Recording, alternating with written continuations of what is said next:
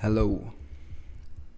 Enlightenment does not mean what you think it means. Enlightenment does not mean what you think it means. Unless you think that it means the total incineration of everything you ever thought you were, everything you ever believed, your politics, your religions, your ideologies, your positions, your points of view, your opinions, your deepest rooted opinions that you don't even see, your opinion that there is an external world, that there are planets and stars and bodies and other people, that there's time and space, that there is God and being and the absolute. All concepts, all conceptual hallucinations that you are projecting over top of the fundamental reality of what is here. Enlightenment means getting down to the fundamental, no bullshit reality of what is actually here.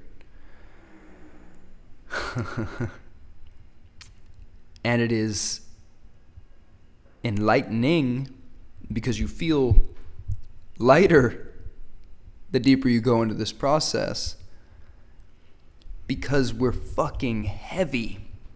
My God, we're so heavy. This is why everybody's fucking stressed and depressed. It's because they're carrying a semi-truckload of bullshit with them everywhere they go. They're carrying a semi-truckload of definitions and beliefs and ideas and concepts that conjure up a motherfucking boulder the size of Saturn on their back. Enlightenment makes you feel lighter because it burns down all these concepts. You realize that all heaviness, all burden derives from definition.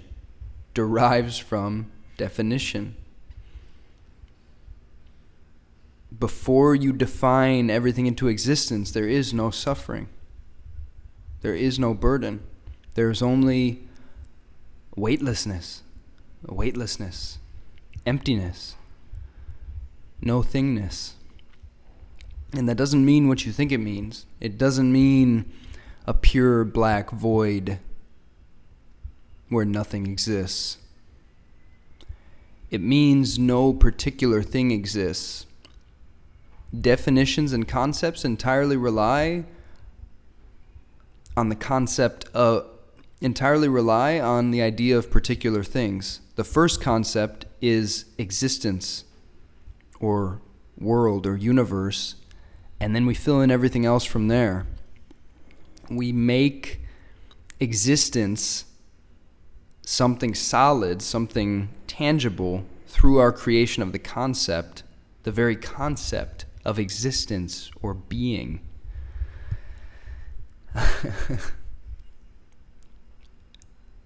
And it takes a long time to see that. It's easier to start with simpler things like the TV that you're seeing on the other side of the room. What is the TV? If you're very honest with yourself, you'll admit that it's actually just a certain texture, a certain quality that is spontaneously appearing within awareness right now. The field of awareness is not actually divided into different sense fields such as vision, taste, touch, smell.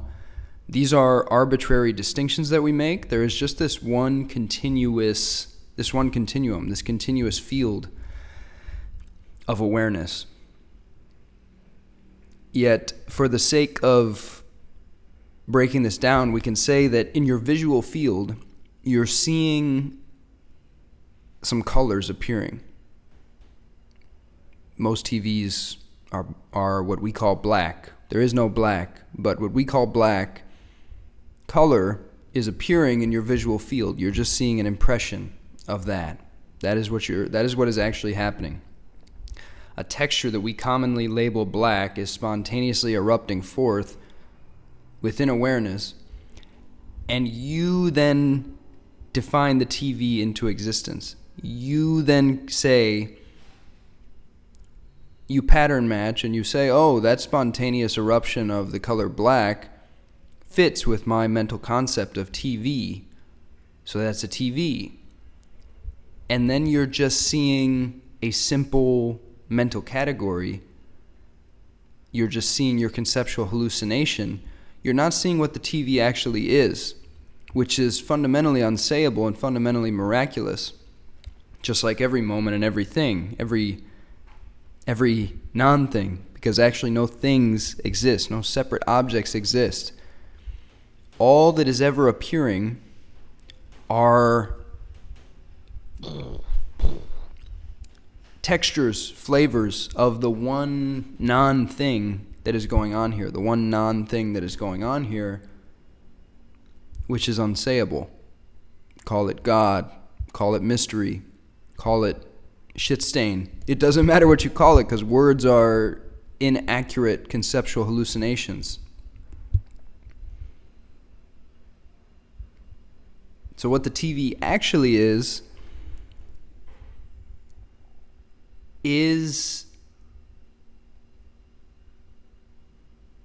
an empty quality spontaneously erupting forth within awareness. It's just what we call black. It's just some textures that are presenting as a certain set of shades within the visual field. And if I go touch it, there will be other textures, other qualities that present in the field of touch, which again is not actually separate from the field of vision. And we project the idea that there is an external world, that there is space, that there are objects in the external world, and that a quote-unquote TV is one of those objects. But that is not what the immediate actual data of our experience suggests.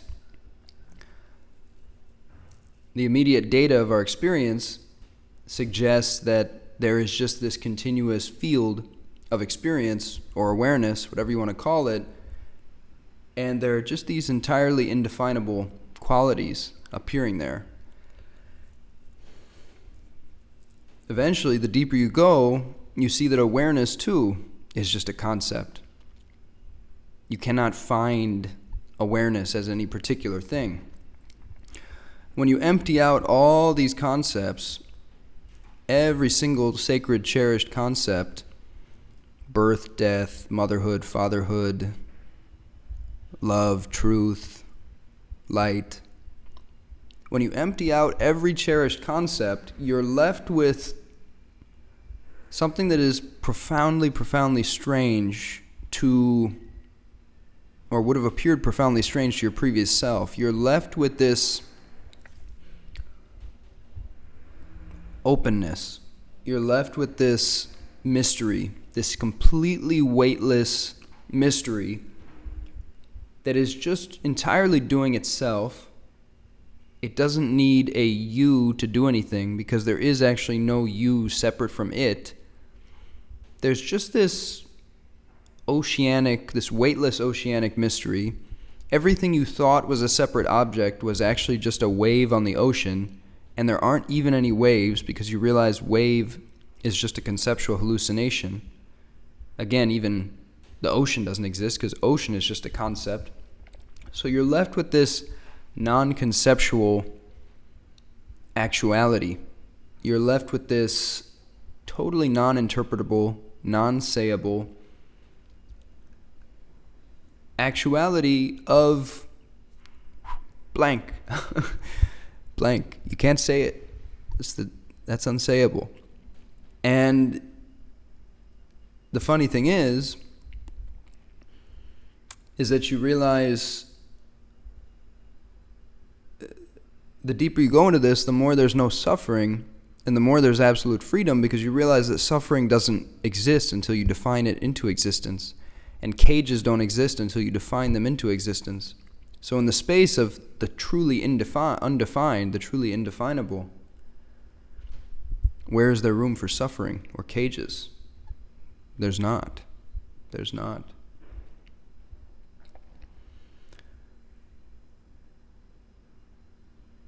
And then you see that very bizarrely, this completely indefinable non-happening that all this is, this completely indefinable mystery, is profoundly intelligent. It's profoundly intelligent in a funny way, and it, for whatever reason that you can't ultimately say or pin down, it is choosing to play a certain game with itself. It's choosing to play a game where it defines entire worlds into existence.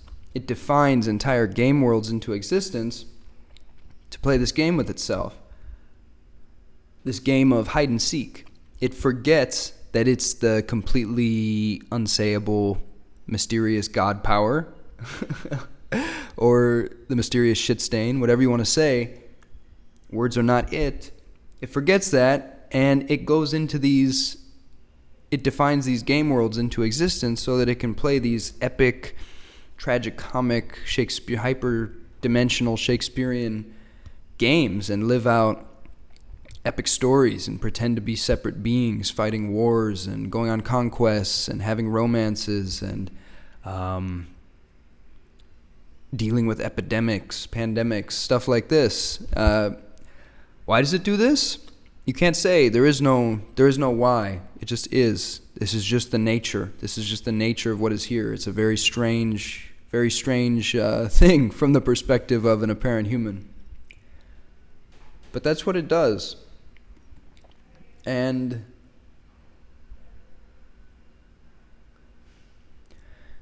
it's profoundly liberating to see that these game worlds are not actually what you are, that what you are is completely beyond suffering, beyond harm, because you're beyond definition.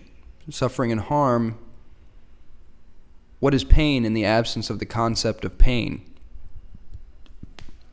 It's just another quality disappearing as soon as it appears.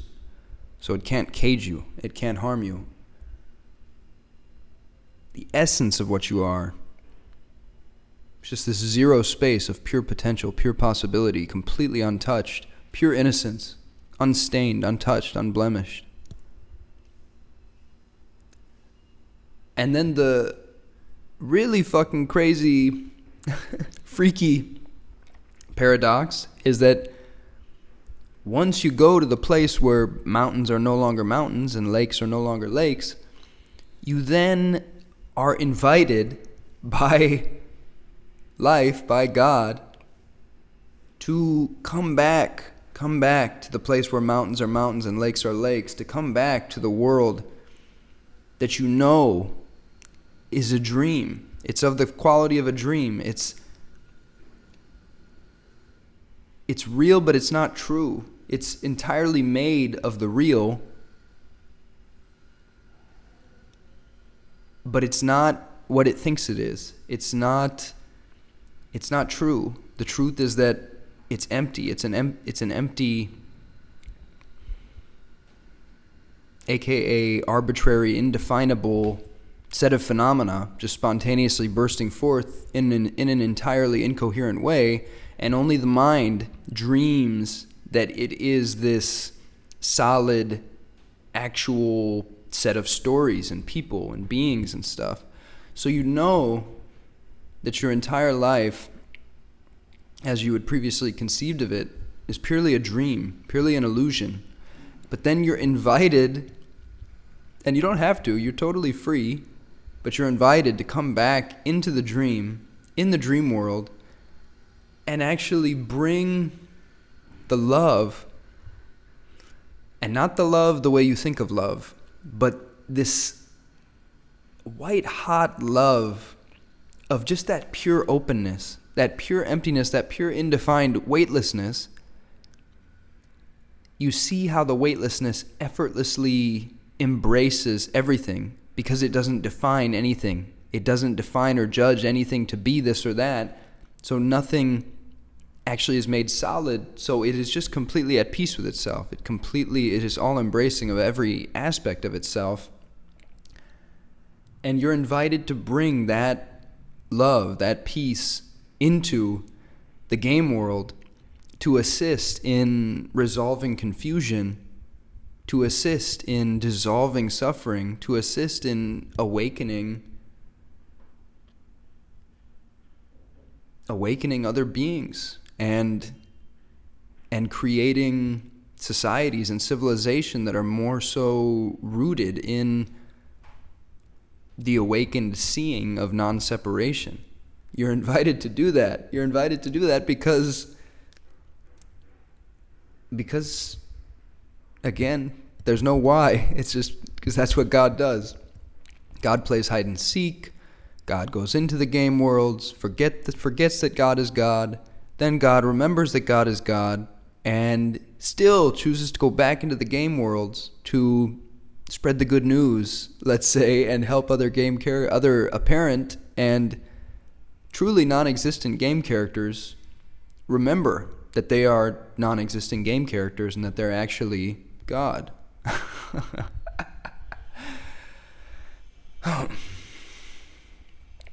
And that,